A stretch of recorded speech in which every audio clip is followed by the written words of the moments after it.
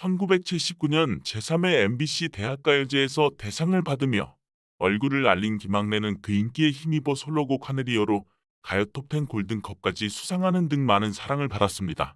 하지만 이후 각종 루머와 스캔들에 시달리며 고통받다 갑작스럽게 연예계에서 자취를 감춰 많은 이들의 궁금증을 자아내기도 했습니다. 그가 밝힌 사정은 무엇이었을까요? 먼저 김학래는 성남고등학교 2학년 때부터 기타를 치며 음악 활동을 시작하게 됩니다. 이후 1979년 명지대학교 전자공학과에 재학 중 같은 과 친구인 임철우와 듀엣을 결성, MBC 대학가요제에 참가, 본인이 작사, 작곡 한 곡 내가를 불러 대상을 받게 됩니다. 김학래는 이후 1980년대 후반까지 6집의 앨범을 발표하면서 하늘이여, 슬픔의 심로, 해야해야 등 많은 히트곡을 불렀으며 KBS 가요대상 올해의 가수상을 4회 수상하고 가요톱 10 골든컵을 수상하기도 했습니다. 그리고 1984년에는 영화 그때 죽어도 좋았다에서 주연으로 출연, 여자의 덕으로 음악 공부를 하다가 우여곡절을 겪는 소극적인 성격의 청년 역할을 맡아 신인 박진과 공연을 하기도 했습니다. 하지만 그는 개그우먼 이성미와 미혼모 스캔들이 터지며 자취를 감추게 됩니다. 이후 김학래는 21년이 지난 2010년이 되어서야 자신의 블로그에 입장을 밝힙니다. 당시 그는 이성미와 사이에서 생긴 아이에게 사과의 메시지와 함께 스캔들에 대해 자신에 대한 오해가 너무 많아 어느 정도의 진실 규명이 필요함을 느끼게 되었다며 처음부터 자신이 의도한 일이 아니라는 식의 해명글을 남겼습니다. 김학래는 이성미와 헤어지고 3개월이 지나 임신 사실을 알았으며 이미 헤어진 후였기 때문에 출산을 포기하기로 합의했으나 이성미가 일방적으로 출산을 선택했다고 주장했습니다. 그는 20년 넘도록 침묵해온 이유에 대해 해명하면서 임신을 허락하지 않았다는 표현을 써 큰 비난을 받기도 했습니다. 해명의 비난이 거세지자 그는 처음 작성했던 임신을 허락한 것이 아니었다는 문구를 예상치 못한 임신 통보의 출산 포기를 그녀와 평화롭게 합의했다 라고 수정하기도 했습니다. 김학래와 헤어진 뒤 임신 사실을 알게 된 이성미는 홀로 아이를 낳아 키웠고 1993년 재혼합니다. 이후 아이들 교육을 위해 캐나다에서 지내다 2009년 영국 귀국했습니다. 일부에서는 김학래가 양육비를 주지 않은 것에 대해 지적했고, 이에 대해 김학래는 양육비를 주거나 안 주려면 접촉이 있어야 하잖아요. 그 다음에 내 아들이라는 것이 법적으로 성립이 되어야 하잖아요. 그런데 법적으로도 호적 정리가 안 됐어요. 나는 지금이라도 아이가 정말 날 찾아온다면 만나서 많은 대화를 하고 싶고 정말 사과도 하고 싶고 위로도 해주고 싶고 어떤 이야기든 같이 하면서 오해를 풀어나가고 싶어요. 라고 밝힌 바 있습니다. 또한 2019년 한 방송에서 이성민은 내 첫 번째 서른은 인터넷 기사로 확인하면 돼요. 당시 큰 사고를 쳤어요. 그래서 너무 아팠어요. 그 서른을 다시 지나서 웃을 수 있다는 것이 행복해요. 첫 번째 서른은 정말 쓰러졌었어요. 라고 말한 바 있습니다. 이성미가 언급한 큰 사고란 1980년대 후반 김학래와의 사이에서 벌어진 일을 말하는 것이었습니다. 김학래는 당시 일이 다시 화제가 되는 것에 대해 이성미와의 일은 이미 수십 년 전 서로 가슴에 묻은 일입니다. 일부 네티즌들이 일방적으로 비난을 가하고 있어 아쉽습니다. 하고 싶은 말은 8년 전 온라인을 통해 남긴 글에 모두 다 있습니다. 그 역시 최대한 자제해 쓴 것입니다. 라고 설명했습니다. 또 그는 논란이 된 임신을 허락한 적이 없다는 문장에 대해서도 입장을 밝혔습니다. 김학래는 그 부분은 저도 오해의 소지가 있다는 생각이 들어 이미 삭제한 부분입니다. 그런데 사람들은 그 문장만 발췌해 제 마음의 전부인 양 비난하고 있습니다. 라고 말했습니다. 김학래가 가정 염려하는 건 이성미의 가족과 자신의 가족이 이 방송 후 논란으로 상처를 받는 것이었습니다. 김학래는 또한 당시 상대의 가정에 분쟁이 있을까 염려했습니다. 한 방송에 출연해서 김학래는 다음과 같이 자신을 둘러싼 루머에 대해 해명하기도 하는데요. 충분히 오해할 수 있다고 봅니다. 그녀와 진지하게 상대를 존중하면서 사귀었습니다.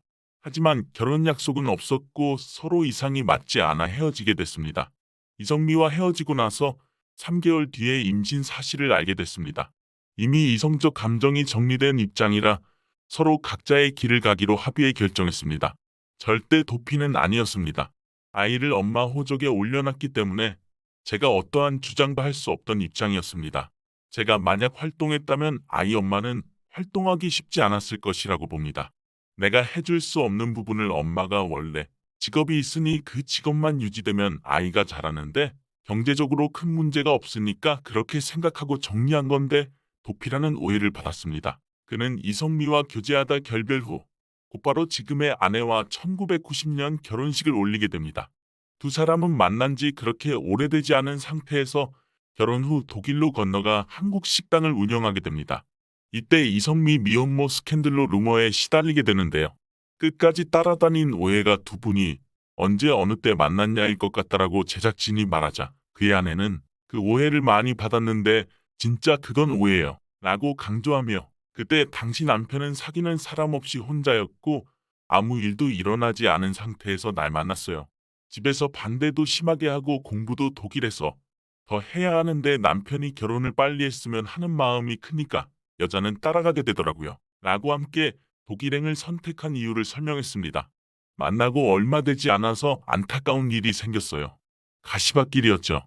너무나 아프고 이겨내기 힘들었는데 지금 제 자리를 표현하자면 소나무 그늘에 앉아있는 느낌, 편안한 느낌이에요. 남편만큼 저를 알아주는 사람은 세상에 없을 거라는 생각을 하고 있어요. 이어 김학래는 장모님이 정신과 치료를 받았다는 사실을 나중에 알았어요. 저희 어머니가 고생한 것은 말도 못해요. 제 과거 때문에 가족들이 피해를 많이 봤어요. 라며 눈물을 흘렸습니다. 아내는 참기 힘든 일이 있었어요. 아이가 친구들 사이에서 비난을 받게 되더라고요. 한 번은 아이가 되게 심하게 충격을 받아서 왔는데 방문을 잠그고 펑펑 울더라고요. 친한 친구한테 물어보니까 7명이 따돌렸대요.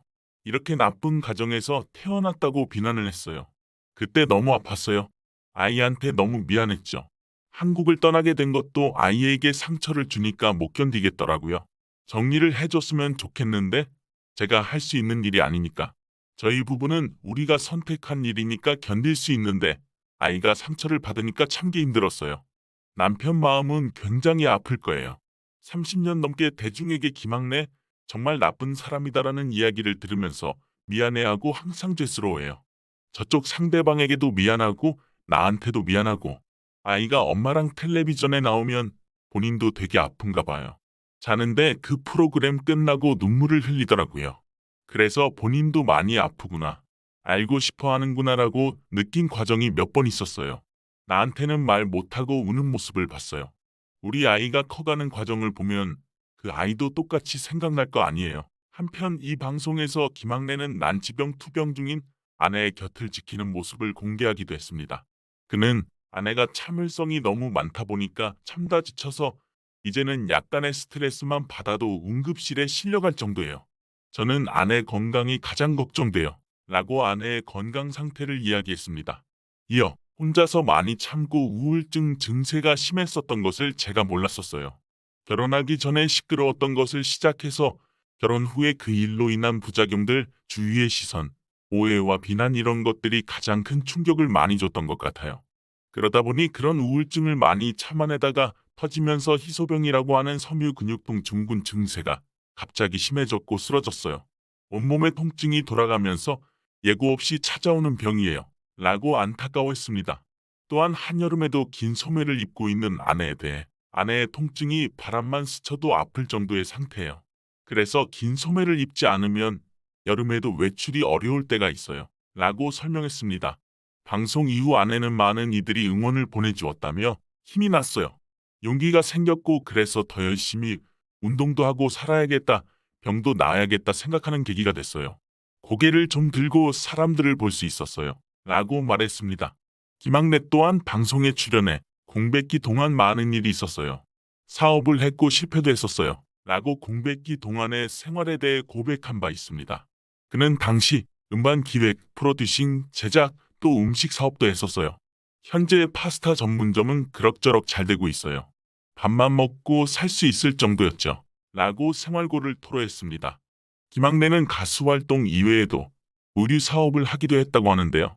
하지만 사업이 잘 안 돼서 건물 하나를 날렸고 이후 가수 기획 매니지먼트 사업을 하기도 하며 이때 가수 김경호를 발굴해냅니다. 그리고 결혼 이후 독일 생활을 마치고 2011년 귀국해 새 앨범을 발표하고 공연 활동을 이어가고 있으며 방송을 통해 근황을 전했습니다. 자신을 둘러싼 오랜 루머에 대해 토로하며 다시금 얼굴을 비추고 있는 가수 김학래의 앞으로의 활동도 지켜보며 이상 마칩니다. 지금까지 영상을 시청해주셔서 감사합니다. 댓글로 여러분들의 소중한 의견을 자유롭게 남겨주세요. 구독과 좋아요 부탁드립니다. 알림 설정을 누르시면 누구보다 빨리 최신 영상을 보실 수 있습니다. 감사합니다. 행복하세요.